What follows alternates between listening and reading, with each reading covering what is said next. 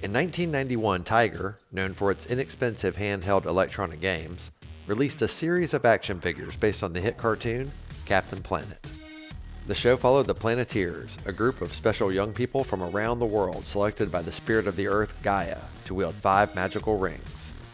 The rings give them the power of earth, fire, wind, water, and heart. And heart. And when their powers combine, they summon Earth's greatest champion, Captain Planet. The Planeteers use their powers to fight pollution and eco-terrorists like Hoggish Greed'S and Duke Nukem. And today, we'll be taking a look at the eco-terrorist Duke Nukem here on Creed's Collection.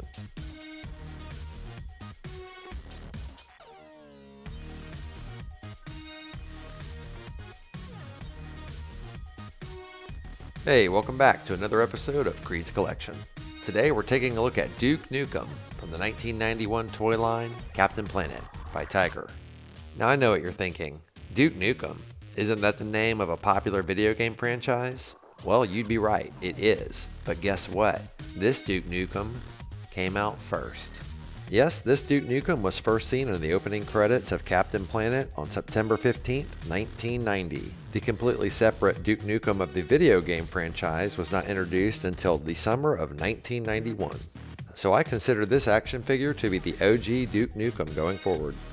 He's completely immune to radiation and completely dangerous to be around. He'll make you sick if you're anywhere near him.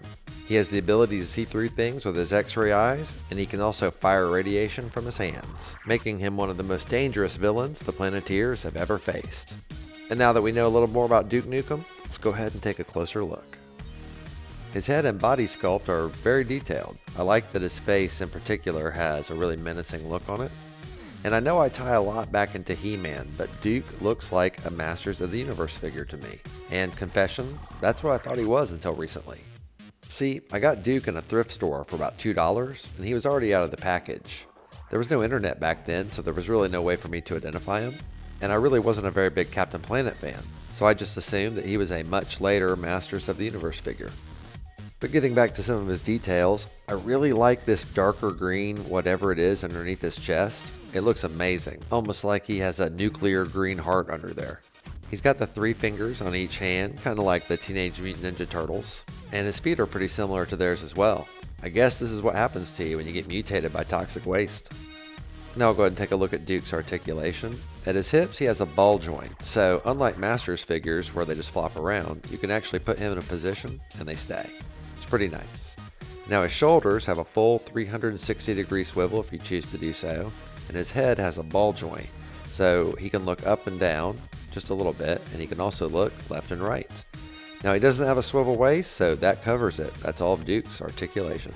But it's not all of his features, because he also glows in the dark with nuclear energy. Yes, this is an excellent feature, and it works really well. He looks way scarier like this, and he resembles an orc from Lord of the Rings in my opinion. Not only is this feature really cool, it works really well, and it goes directly in line with the fact that he can absorb nuclear energy and start to glow. Simple, but very effective. And even though Duke didn't come with any accessories, you can just grab a couple off the battle rack from Castle Grayskull and he's good to go.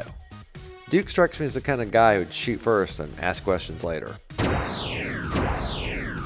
Here's a quick look at Duke's copyright information, 1991 Tiger Electronics, made in China. And here's a quick look at Duke Nukem's collector card. Pause now if you'd like to read it. And now for our He-Man size comparison. I'm sure you can see why I thought that Duke Nukem was a He-Man villain. He is exactly in scale and looks exactly like what you'd expect a He-Man villain to look like. So once again, a toy that you can easily cross over with your Masters of the Universe.